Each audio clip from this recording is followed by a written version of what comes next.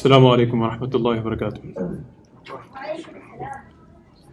إن الحمد لله نحمده ونستعينه ونستغفره ونؤمن به ونتوكل عليه ونعوذ بالله من شرور أنفسنا ومن سيئات أعمالنا.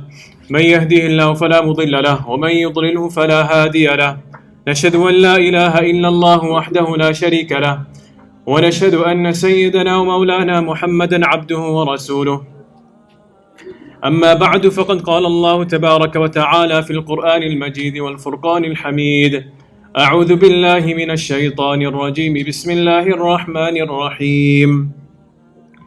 إن الله يأمر بالعدل والإحسان وإيتاء ذي القربى وينهى عن الفحشاء والمنكر والبغي يعظكم لعلكم تذكرون. وقال النبي صلى الله عليه وسلم: إن الله كتب الإحسان في كل شيء.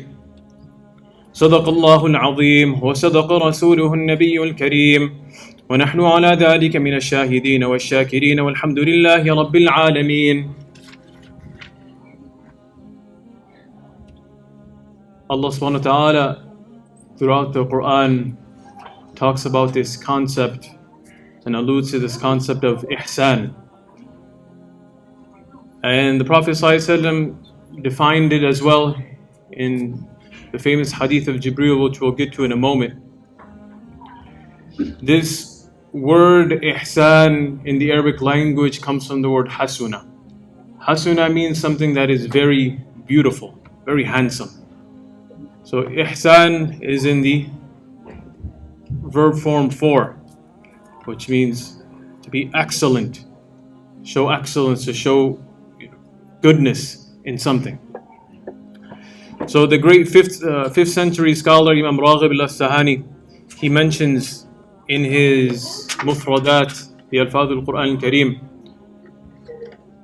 he discusses this concept of Ihsan as well. And when he begins to discuss it, he says something kind of strange. He says that Ihsan is a quality that's a notch above the concept of Adl. Adl meaning justice. He says justice is to perform what you need to perform. You need to clock in at work at 8 o'clock. You need to leave you can leave by 4. So Adl is you clock in at 8, you leave at 4. You do what you're supposed to do. No? You do exactly what you're supposed to do. That's what Adl is. So you perform your responsibilities. Whatever rights you are supposed to have, you take your rights. That's it. Nothing more, nothing less. That's what Adl is. But then he says Ihsan is something more. He says Ihsan is أن يعطي أكثر مما عليه ويأخذ أقل مما له. He says Ihsan is that you exert more than what you are responsible for, what you are expected of, and you take less from what you are, what your right is. You take less. So if you are allotted to take 7 vacation days, you take 2. If you're supposed to come from 8 to 4, you come from 7 to 5, for example. So you give more and you take less. That's what Ihsan, that's how he defines Ihsan. And يُعْطِيَ أَكْثَرَ مِمَّا عَلَيْهِ, you give more than what's expected. وَيَأْخُذَ أَقَلَّ مِمَّا لَهُ, and you take less than what your due right is. And Allah subhanahu wa ta'ala talks about both of these words, Adl and Ihsan, in the verse that we recited. That إِنَّ اللَّهَ يَأْمُرُ بِالْعَدْلِ وَالْإِحْسَانِ وَإِيتَاءِ ذِي الْقُرْبَى وَيَنْهَى عَنِ الْفَحْشَاءِ وَالْمُنكَرِ وَالْبَغْيِ يَعِظُكُمْ لَعَلَّكُمْ تَذَكَّرُونَ. That Allah subhanahu wa ta'ala did amr, He commanded justice, yani Adl, and excellence. If we can translate Ihsan as excellence. No? And Mufassirun, they talk about it very similar to how Imam Raghib talks about it in his book. That Adl is that you do what you're responsible for. Ya إِيصَالِ كُلَّ ذِي حَقٍّ إِلَى حَقِّهِ. What the responsibility is, you perform that. And ihsan is ila man asa ilaykum. Okay, what example they give is if somebody wronged you, you still forgive them, even though you might be completely right. You might be completely correct. You are completely correct. But showing ihsan is, alright, I still forgive you. That's an example. Al-afu. And Muqatil, he defines it, he says that al-adl, in the verse, al-adl means at-tawheed. Al-adl is at-tawheed, you're showing oneness of Allah subhanahu wa ta'ala. And ihsan is al-afu anil nas. So this concept of huquq of Allah and huquq al-ibad, that's how he defines it. That you show the rights that Allah subhanahu wa ta'ala, you give the rights to Allah subhanahu wa ta'ala that He deserves, and you also give rights and more to the people. You forgive people. That's what ihsan is. Ihsan isn't just, I just do something good for them. That's not what ihsan is. Ihsan is somebody did something wrong against you. You have a right against them. You can take that right if you wanted to. But you show ihsan, you're like, you know what? I'm good. I'm good. I'm going to forgive you because my hope is that Allah subhanahu wa ta'ala will forgive me in the next life. That's ihsan. No, that is what we call ihsan. And there's a strange incident that's quoted in Adab al-Mufrad. It mentions that بينما النبي صلى الله عليه وسلم بفناء بيته, that one time the Prophet صلى الله عليه وسلم was sitting in the courtyard. بمكة جالس إذ مر به عثمان بن مذعون, that when he was sitting in the courtyard of Uthman ibn Mad'un, he happened to pass by him. فكشر إلى النبي صلى الله عليه وسلم, so he began to smile looking at the Prophet صلى الله عليه وسلم. فقال له النبي صلى الله عليه وسلم ألا يجلس, Prophet صلى الله عليه وسلم told him, why don't you sit down? He's smiling, come sit down. So he said, قال بلى, no, it's definitely, why would I not sit down with you? So he sat down with him. فجلس النبي صلى الله عليه وسلم مستقبله فبينما هو يحدث إذ شخص النبي صلى الله عليه وسلم بصره إلى السماء. While they were conversing, they were talking. And the Prophet ﷺ's characteristics, when he would talk to somebody, he would look at them directly. He wouldn't just be, like I'm talking to you over here, just looking at my phone over here, or somebody's over there, and just talking to them while looking at the wall, or just doing my own thing, multitasking. That's not his nature. That's not what he would do. So in the middle of the conversation, when he was with Uthman ibn Mad'un, his eyes just started to go up. He just started to look up to the sky. And that's obviously not normal for the Prophet ﷺ, but in the middle of the conversation. So something had to happen, right? Uthman ibn Mad'un didn't see what was going on. The Prophet ﷺ was looking at something was going on. Something was happening. So he said, فَقَالَ أَتَانِي رَسُولُ اللَّهِ صَلَّى اللَّهُ عَلَيْهِ وَسَلَّمْ آنِفًا. He said, أَتَانِي رَسُولُ اللَّهِ آنِفًا. That while we were discussing, a messenger from Allah came to me. A messenger, while we were talking, a messenger from Allah came to me. وَأَنْتَ جَالِسٌ, while you were sitting. So Uthman ibn Mad'un, he asked him, فَمَا بَالُكَ? Okay, what was going on? What did he say? What was the whole, you were looking at the sky, what happened? He said, he told me, إِنَّ اللَّهَ يَأْمُرُ بالعدل والإحسان وإيتاء ذي القربى وينهى عن الفحشاء والمنكر والبغي يعظكم لعلكم تذكرون. He came and he told me this verse that Allah subhanahu wa ta'ala has commanded justice. Allah subhanahu wa ta'ala has commanded that we show ihsan, that we give to our relatives, and we do good to our relatives, and we forbid indecency and wrong and tyranny.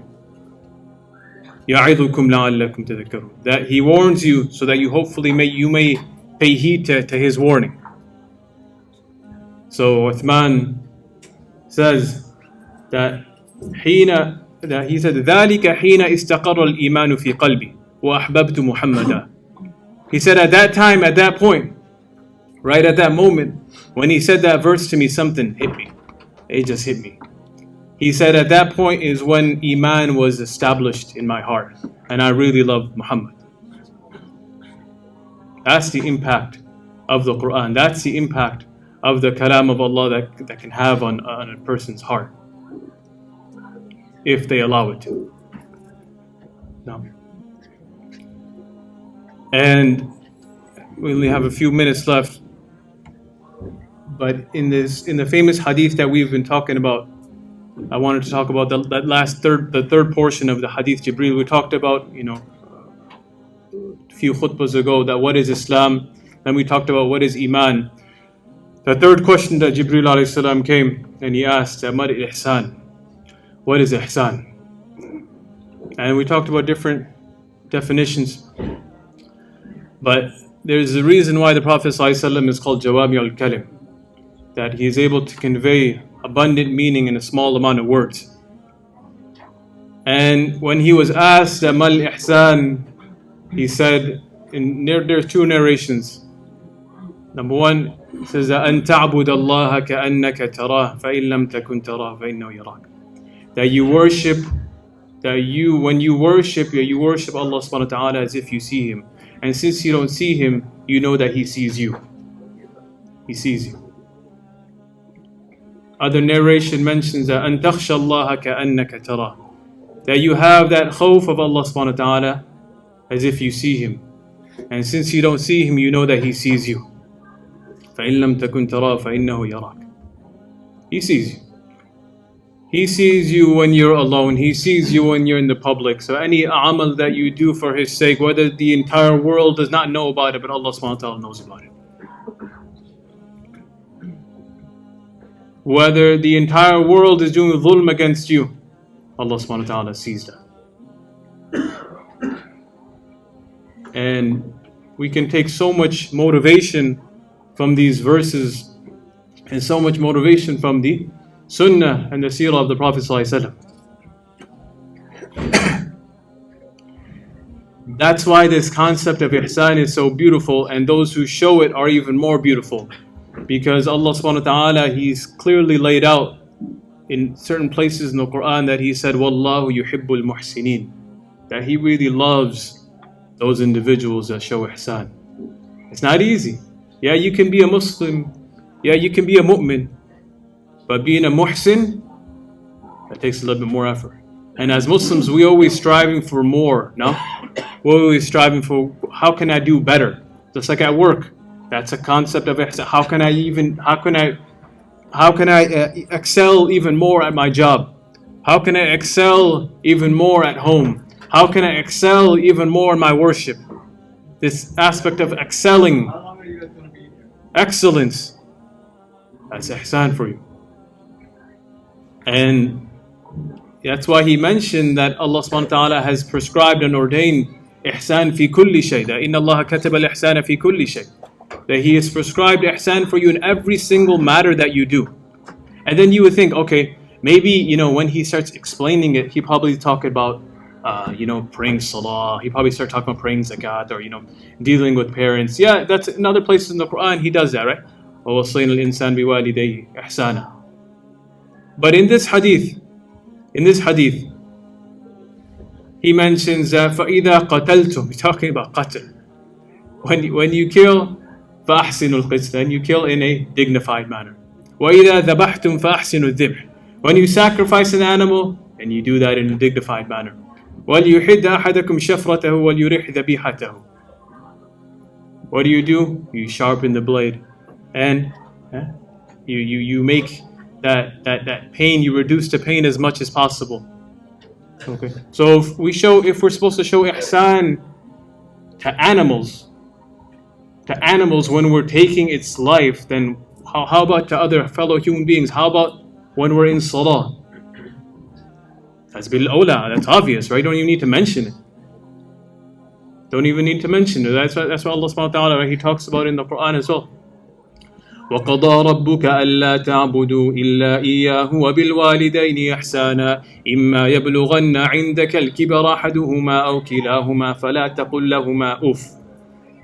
Again, we're talking about the parents. He brings the concept of ihsan. And he says, don't even say uff to them. Obviously, you're not going to say anything even worse than that. Uff is the lowest degree of displeasure that you can show. So if that's not something that Allah subhanahu wa ta'ala wants you to do, then obviously anything worse to that is clear that you're not going to do that. No. And in every facet of our life, when we follow the seerah and we follow the sunnah of the Prophet ﷺ, we see ihsan in every point. And this is a concept that we can apply not only when we come to the masjid, not only when we meet fellow Muslims, when we're at work, when somebody wrongs us, when we're out there playing something, in whatever the case may be, we can show ihsan, we can show excellence in every facet of our life. There's a reason why he said, إِنَّ اللَّهَ كَتَبَ الْإِحْسَانَ فِي كُلِّ شَيْءٍ. In everything. It just doesn't apply to your ibadah. Everything. That he prescribed ihsan for everything. And when you show it, who are you doing it for? You're not doing it. Who is going to benefit? You're going to benefit yourself, right? Allah subhanahu wa ta'ala says, إِنْ أَحْسَنْتُمْ أَحْسَنْتُمْ لِأَنفُسِكُمْ وَإِنْ أَسَأْتُمْ فَلَهَا. You show excellence, man, that's for yourself. And if you show the opposite, then that's going against you too. Who are you doing it for? It's for yourself. No? You're doing it for yourself. You're not doing it for your mom, you're not doing it for your dad, you're not doing it for your grandma, you're not doing it for anybody else, you're doing it for yourself. And I'll end with this. The reward. We'll end with this. The reward. What's the reward? Talking about doing this. Alright. Allah subhanahu wa ta'ala states in Surah Yunus, He says, لِلَّذِينَ أَحْسَنُوا الْحُسْنَى وَزِيَادَةً. That those who do ihsan, they're going to have husna and even more. They're going to have husna and even more. Husna refers to Jannah. Even more refers to being able to see Allah subhanahu wa ta'ala in Jannah. That's what you get for ihsan. Being able to witness Allah subhanahu wa ta'ala in Jannah. That's what happens when you show ihsan. So we ask Allah subhanahu wa ta'ala to allow us to show ihsan in every facet of our life and to inculcate the sunnah. سبحان ربك رب العزة عما يصفون وسلام على المرسلين الحمد لله رب العالمين.